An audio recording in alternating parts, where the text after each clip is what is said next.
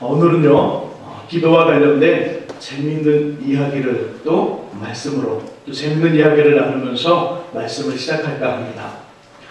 아버지와 아들이요 함께 기도를 하고 있었습니다. 한참을 기도하는데 아버지가 이렇게 말을 합니다. 오, 하나님 아버지. 그러자 아들이 똑같이 눈을 감으면서요, 오, 하나님 할아버지. 그날의 아버지는요, 아들에게 이렇게 말합니다. 너도 하나님 아버지라고 하는 거야. 아빠한테도 아버지고 나한테도 아버지야? 응, 우리 아들 똑똑하구나. 이제 알겠지? 그러자 아들이 이렇게 대답을 합니다. 뭐라고 했을까요? 아들은 아버지에게 이렇게 말합니다. 그래 형. 기도는요, 믿음의 성도들과 뗄 수 없는 아주 중요한 일입니다. 또한 하나님은 기도하는 자신의 사람들에게 한없는 은혜와 은총을 베풀어 주시지요. 지난주에 부활절 이야기를 했고요. 또 예수님의 비유와 관련된 이야기를 하다가 기도해야 되겠다. 좀 더 우리가 하나님의 나라를 위해서, 또 민족을 위해서, 교회를 위해서, 우리 가정과 개인을 위해서 기도할 때가 아닌가. 그 마음을 가져 예수님의 비유라는 어떤 주제 이야기 잠깐 적고 한 주간 이곳저곳 기도와 관련된 말씀을 나누고 다음 주 또 예수님의 비유와 관련된 말씀을 나누기를 원합니다.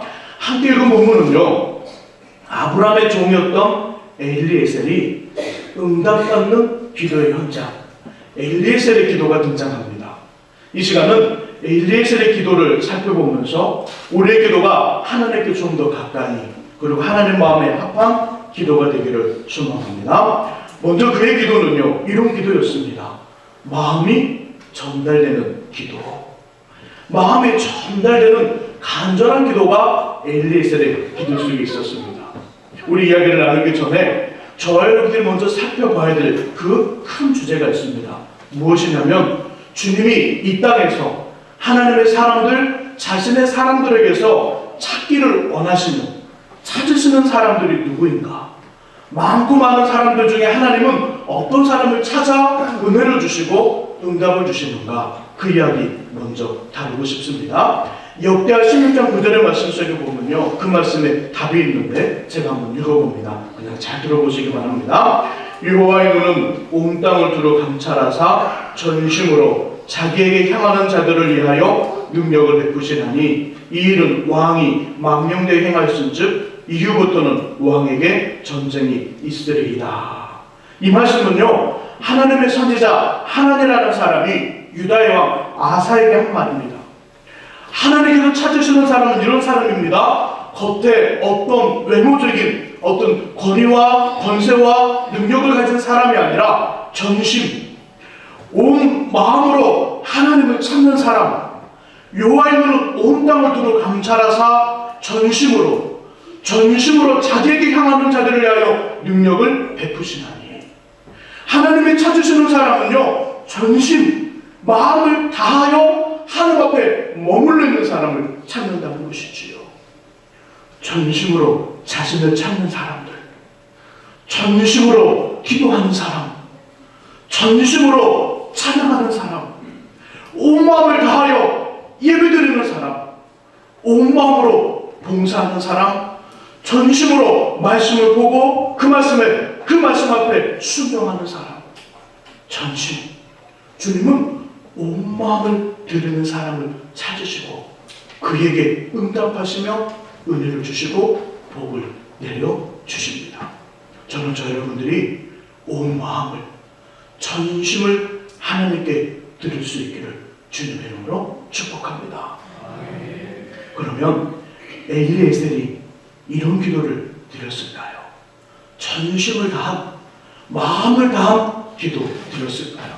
우리 12절을 읽어봅니다. 12절 읽으시면서요, 엘리에셀이 배워보시고요, 저희가 하나님은 아니지만 그 기도를 들으시면서 어떤 것이 느껴지는지, 엘리에셀의 어떤 것이 느껴지는지를 한번 살펴보시기 바랍니다. 창세기 24장 12절 말씀 같이 읽어봅니다. 12절 읽습니다. 그가 이르되 우리 주인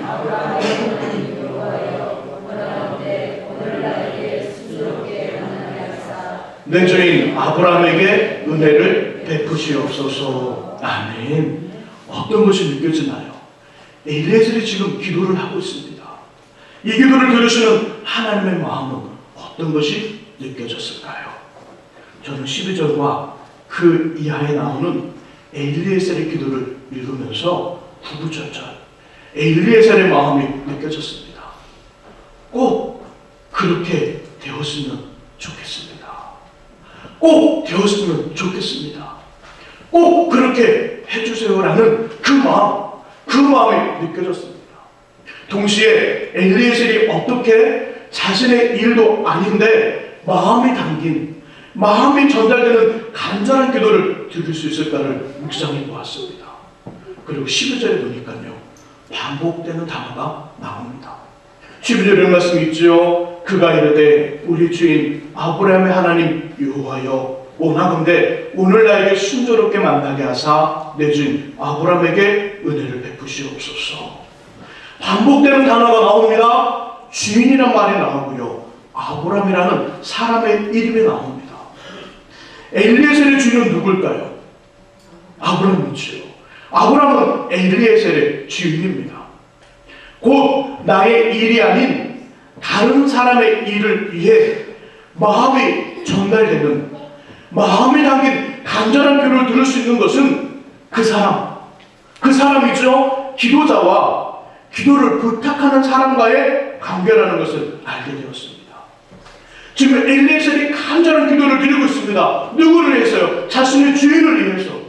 이 기도를 드리기 위해서는 마음이 담긴 다른 사람의 일을 나의 일처럼 마음이 담긴 간절한 기도를 드릴 수 있는 것은 그 사람들, 기도자와 기도를 부탁하는 사람의 관계라는 것을 알게 되었습니다.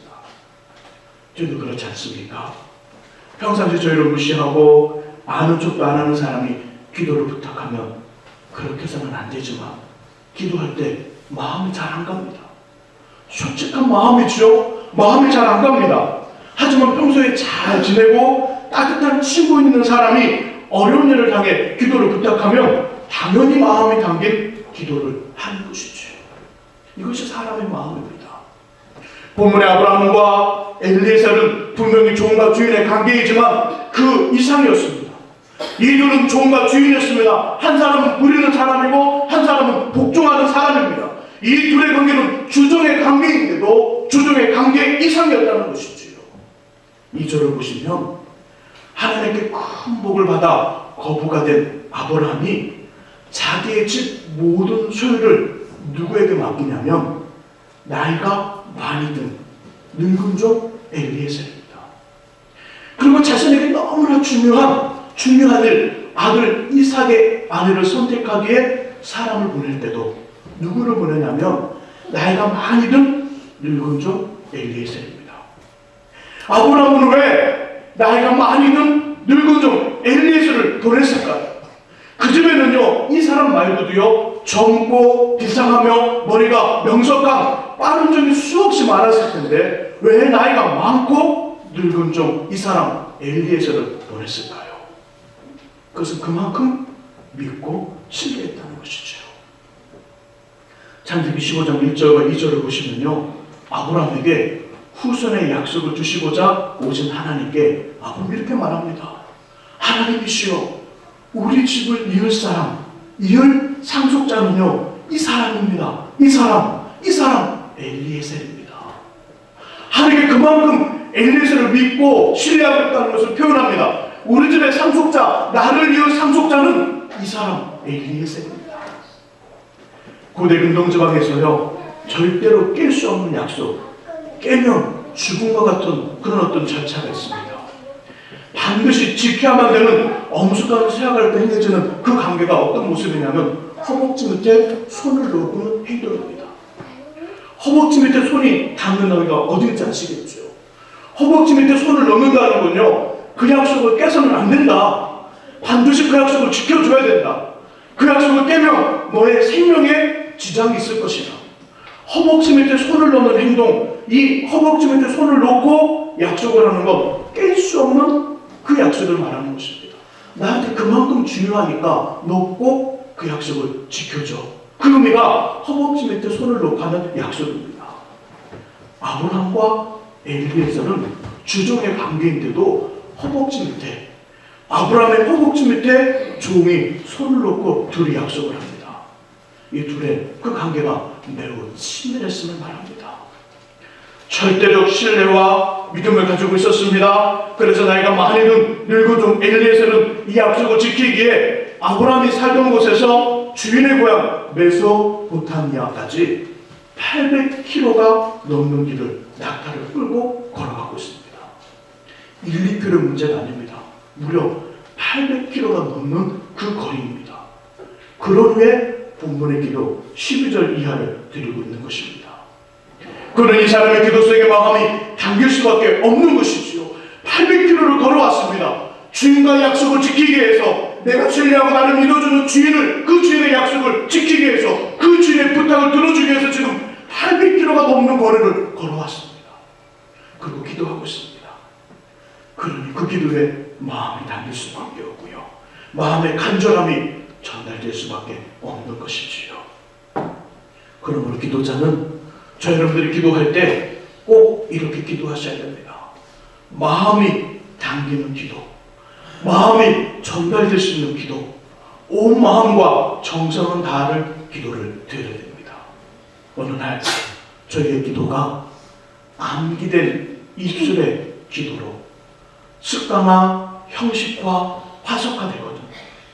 가슴과 마음이 빠진 머리의 기도로 주님께 전달되지 않는다고 느껴지거든. 그때 우리는요, 문을 안으로 단단히 잠그시고요, 하나님만을 바라보시며 다시금 우리의 심령의 마음에 주님이 왕이 되실 때까지 철저하게 기도하고 간구하며 은혜를 구하셔야 됩니다. 이것이 마음을 다한 기도의 첫 번째 모습입니다. 또한요, 기도의 부탁과 기도하는 사람들의 관계의 중요함이 있던 것처럼 모든 사람들과 적이 없는, 적을 만들지 않는 삶을 사셔야 합니다. 그냥 우리가 누군가의 기도를 부탁하고 누군가가 우리에게 기도를 부탁할 때 마음이 담긴 기도를 들을 수 있습니다. 마음에 담긴 간절한 기도, 정심을 다한 기도가 우리 안에 있기를 주님의 이름으로 부탁드립니다. 두 번째 그의 기도는 이런 기도였습니다. 매우 구체적인 기도. 우리 13절과 14절을 읽어봅니다. 엘리에셀의 기도가 나옵니다. 13절과 14절 같이 읽습니다. 성중 사람의 딸들이 물길르러 나오겠사오니 내가 우물 곁에 서 있다가 한 소녀에게 이르기를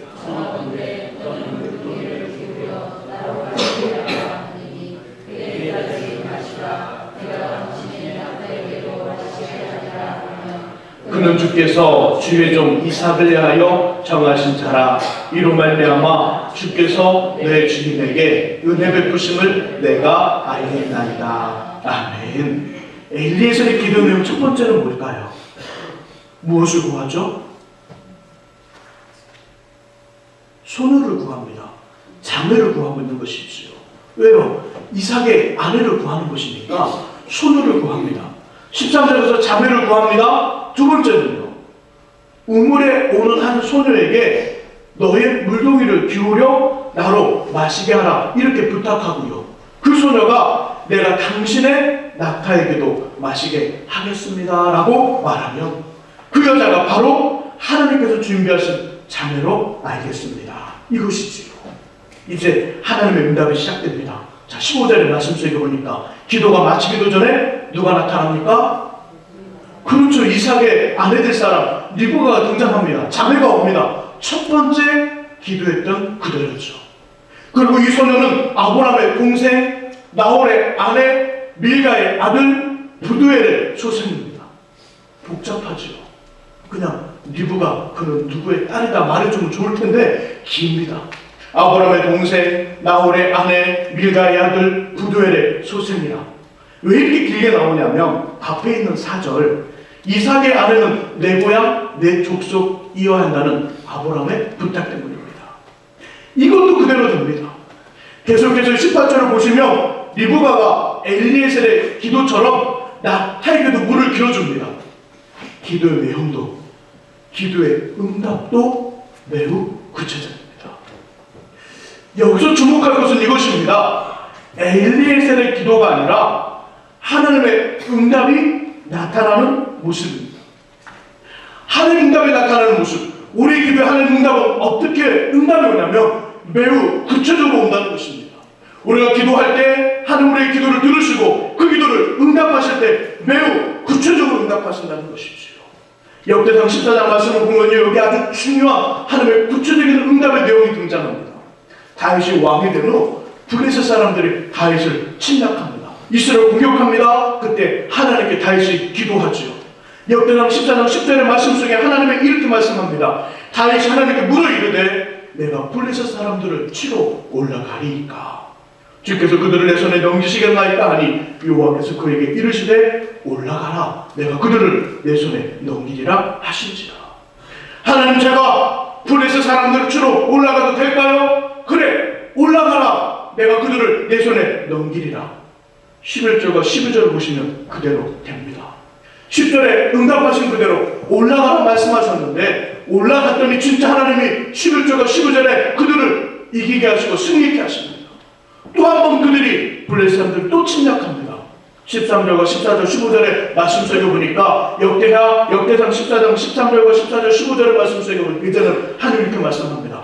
다윗아 이번에는 올라가지 말아라. 올라가지 말고 잠깐 뒤에 숨어 있어라. 숨어 있다가 그 뽕나무 꼭대기에서 사람 걷는 소리가 투박투박 걸어오거든 기습해라.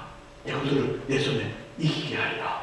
그리고 진짜 그 다음 16절과 17절을 보니까 14절 이하의 사님께서 응답하신 그대로 뽕나무 꼭대기에서 사람 발걸음 걷는 소리가 들려오기 시작합니다. 그때 이스라엘 사람들이 기습을 했더니 블레셋 사람들을 이기게 됩니다. 하나님의 응답은 매우 구체적입니다. 매우 구체적입니다.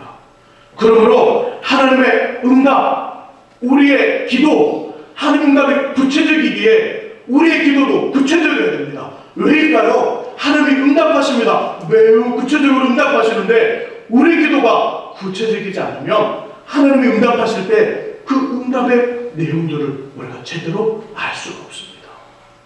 하나님은 구체적인 응답을 하시죠. 우리도 그 구체적인 응답을 보면서 이것이 하나님의 손길이구나 알기 위해서는 우리의 기도도 매우 구체적이어야 한다는 것이죠. 그래야만 서로 이렇게 죽이 맞는다고 그러죠. 하나님의 응답과 나의 기도가 이렇게 구체적이었을 때 서로 이것이 하나님의 응답이었구나 알 수 있는 것이지요. 몇 년 전 다른 교회에서 사역을 할 때였습니다. 제가 살던 적은 서구의 청라였고요. 교회는 계양구에 있었습니다. 교회 겨울이 되면서 기도 제목 한 가지가 갑자기 생겼습니다. 새벽에 눈이 온 날이었습니다. 새벽 예배를 마치고요. 차에 갔는데 이미 눈이 쌓여있더라고요.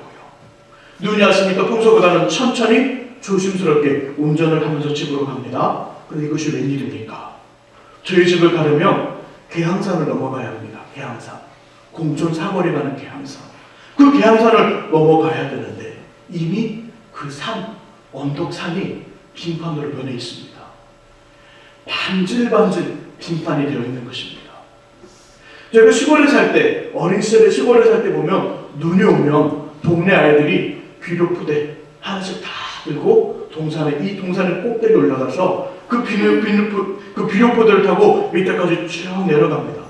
한 세 번만 타면 그 동산은 이미 눈을 치우기는 무섭도록 아주 완전히 빙판, 반질반질한 빙판이 되는데요. 그것처럼 되어 있었습니다. 이미 차 3-4대가 꽉 부딪혀서요. 길 바깥쪽으로 나가 있었고요. 빙판이 된 산 고개를 넘었는데 이제는 산 고개를 넘었으니까 내려가야 되는데 내려가는 길에 보니까요. 맞은편에서 미끌려온 차와 이쪽에서 내려가던 차가 꽉 부딪힌 것입니다. 중앙선을 넘어서. 그리고 그 두 차가 중앙선에 딱 서 있는 겁니다. 평소 10분에서 15분이 되는 거리를 40분 넘게 걸리면서 집에 도착했습니다. 이 일을 경험한 후 기도 제목이 생겼습니다. 겨울이 될 때마다 기도합니다. 이렇게 기도합니다. 하나님, 예배를 드리며 교회를 오고 다니는데 어려움이 없도록 눈이 내려거든 다 녹게 하시고 녹을 수 없다면 눈 대신 비를 주십시오. 하나님 예배를 드리고 교회를 오고 다니는데 생활하는데 어려움이 없도록 눈이 내리거든 다 녹게 해주십시오. 녹을 수 없다면 눈 대신 비를 주십시오. 이것이 저의 겨울이 되면, 겨울이 되기 전 한 2달 정도 그 정도 드리는 구체적인 기도입니다. 그리고 눈이 내릴 때마다 어떤 기대하는 마음을 가지고 있을까요? 제 마음에 눈이 내리는 모습을 보면서 눈이 녹겠구나, 눈이 녹겠구나. 녹지 않으면 어떻게 될까요? 비가 오겠구나. 좀 어리석은 기도일까요? 우리 기도는 이렇게 구체적으로 기도해야 됩니다. 나의 어떤 문제들, 어떤 일들이 있거든 구체적으로 기도하십시오. 응답하시는 건 하나님이십니다. 나의 구체적인 기도를 드리고 기다리는 것, 하나님의 손길에 따라 하나님 응답하시는 손길을 기다리는 것입니다. 때로 하나님 녹지 않게 하실 수 있습니다. 비 대신에 눈 주실 수 있습니다. 그래도 피할 길을 주실 겁니다. 왜요? 우리가 기도했으니까. 사랑하는 남편과 아내, 소중한 자녀들과 삶의 현장, 가정을 위해 구체적인 기도를 드리십시오. 그리고 주님의 응답을 더 잘 분별하고 하나님의 도우심을 눈과 귀로 더 쉽게 감각할 수 있습니다. 응답은 선하신 하나님께 맡기고요. 저희가 쉽게 알아볼 수 있도록 성령님의 도우심으로 분명하고 구체적이며 하나님의 뜻을 따라 깊은 기도 제목을 갖고 계시기를 주님의 이름으로 축복합니다.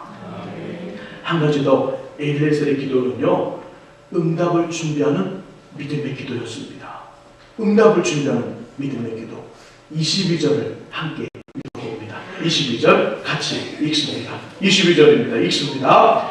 낙타가 마시개를 다함에 그가 반세겔 무게의 금 코골이 1개와 13겔 무게의 금 손목걸이 1쌍을 그에게 주네요. 아멘. 지금 리브가의 부모님을 만나기 전입니다. 리브가라는 소년을 지금 엘리에셀이 만나고 지금 그 여러 가지 그 예물들을 주는 장면입니다. 이제 엘리에셀은요, 리브가가 하나님께서 예배하신 자매 기도 응답이라는 것을 알게 되었습니다. 그런데 이삭의 여인이라는 쉼표를 준비해오지 않았더라면, 10절에서 낙타 10표를 끌고 오며 주일의 모든 좋은 것을 가지고 오지 않았다면 어떻게 되었을까요? 그 당시 결혼 풍습으로요, 남자는 여자 쪽에 지참금을 줘야 합니다. 지참금. 부모님과 그녀의 집 친척들에게 상당한 선물과 상당한 재물을 주어야 합니다. 만약에 이것을 준비하지 않았다면 아무리 하나님께서 멋지게 준비하시고 기가 막히도록 기도에 응답하셨더라도 이삭과 리브가의 결혼은 잘 안 되었을 것입니다. 자신의 주인과 허벅지 밑에 손을 놓고 했던 약속도 다 깨질 뿐더러 지금까지 쌓아왔던 신뢰와 믿음도 물거품이 됩니다. 어찌 보면 엘리에셀에게 응답을 준비하는 믿음의 행위는요, 헛수고일 수도 있고요, 다시 그 짐을 지고 돌아가야 되는 말도 안 되는 일, 생명을 거는 일일 수도 있습니다. 왜냐하면 어느 누구도 보장하고 책임질 수 없기 때문입니다.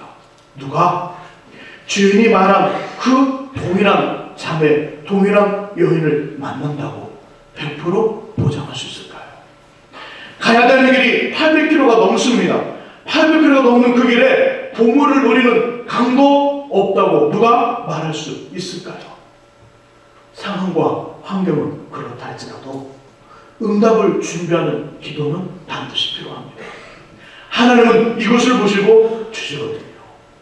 우리의 모든 것, 우리의 생각과 마음과 또 우리의 모든 삶과 전부를 다 알고 계시는 주님은 담을 수 없는 그릇에 응답을 담아주시지 않습니다. 새고 빠지는 그릇에는 자신의 소중한 것을 넣어주지 않습니다. 담아도 부어도 빠지지 않고 새지 않은 안전하고 든든하고 튼튼하고 단단한 그릇에 주님은 자신의 소중한 응답이라는 그 복을 담아 주신다는 것이지요. 이것은 바로 응답을 준비하는 믿음의 기도, 믿음의 행위입니다. 가뭄이 영원히 지속되는 것 같아 미국 중서부 지방의 어느 지역에 작은 농촌 마을 사람들이 고민에 빠졌습니다. 비가 오지 않는 것입니다. 비가 와야 농사를 짓고요, 마실 물이 있을 건데 비가 오지 않는 것입니다.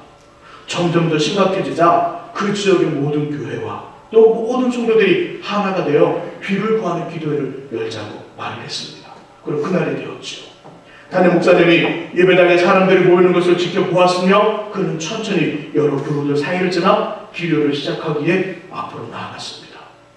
모든 사람들을 조용히 하며 기도하기를 시작하려 하는데요, 앞줄에 한 11살 정도 되는 소녀, 11살 정도 되는 소녀가 앉아있는 것이 눈에 띄었고요. 그 아이는 흙문으로 얼굴이 상기되어서 천사처럼 빛나고 있었습니다. 그리고 옆에는 빨간색 우산이 놓여져 있었습니다. 그 광경의 아름다움과 순진함이 목사님을 감동시켰고요. 이 소녀가 다른 사람들이 잃어버린 듯한 믿음을 가지고 있다는 것을 알게 되었습니다. 다른 성도들, 다른 믿음의 사람들, 다른 하나님의 사람들은 기도를 하러 왔지만 그 소녀는 하나님의 응답을 보기에 왔던 것입니다. 다른 사람은 모여 기도하러 모였습니다. 그러나 이 소녀는 기도한 후 하나님의 응답을 보러 그 자리에 왔던 것이죠. 기도한 후 비가 오면 우산을 써야 되잖아요. 그러니 기도하면서 우산을 들고 온 것입니다. 저희가 놓치는 실수가 여기에 있습니다. 기도는 하지만 주님의 응답을 보려 하지는 않는다는 것입니다. 기도하면서 응답은 경험하려 하지 않는다는 것입니다. 기도하면서 응답의 믿음, 응답을 준비하는 믿음의 행위, 믿음의 삶 모습이 있어야 합니다. 아직 응답이 분명히 보이지 않더라도 하나님의 것을 담을 수 있는 응답의 바구니, 믿음의 그릇을 준비하시기를 주님의 이름으로 소망합니다. 이제 시편 28편 1절의 말씀을 제가 읽고요, 이 시간을 정리하고 싶습니다. 시편 28편 1절 말씀 한번 들어보시기 바랍니다. 여호와여, 내가 주께 부르짖으오니 나의 반석이여, 내게 길을 막지 마소서. 주께서 내게 잠잠하면 내가 무덤에 내려가는 자와 같을까 하나이다. 여호와여, 내가 주께 부르짖으오니 나의 반석이여, 내게 길을 막지 마소서. 주께서 내게 잠잠하시면 내가 무덤에 내려가는 자와 같을까 하나이다. 저와 여러분들의 삶은요, 이제 믿음의 요단강을 건넜습니다. 이제 그 강을 건너갈 수 없습니다. 그러기에 하나님의 응답이 없다면 무덤에 내려가는 자와 같이 아무런 희망도 소망도 없다는 것입니다. 이제는 주님이 응답하셔야만, 주님이 도와주셔야만, 주님이 붙들어 주셔야만 우리 삶에 소망이 있습니다. 우리 인생에 희망이 있다는 것이지요. 주님 우리에게 분명한 기도 응답을 약속해 주셨습니다. 그 하나님 앞에 저와 여러분들의 마음이 전달되는 온 마음, 전심을 다한 간절한 기도, 쉽게 주님의 손길을 발견할 수 있는 구체적인 기도, 구체적이며 깊은 기도, 하나님의 것을 담을 수 있는 응답을 준비한 믿음의 기도를 드리시면 어떻겠습니까? 지금 하나님은 기도하는 영혼, 기도하는 가정, 기도하는 교회, 기도하는 민족을 통해 자신의 멋진 사역들을 이루시며 하늘의 부흥을 허락하여 주시는 줄 믿습니다. 기도하겠습니다.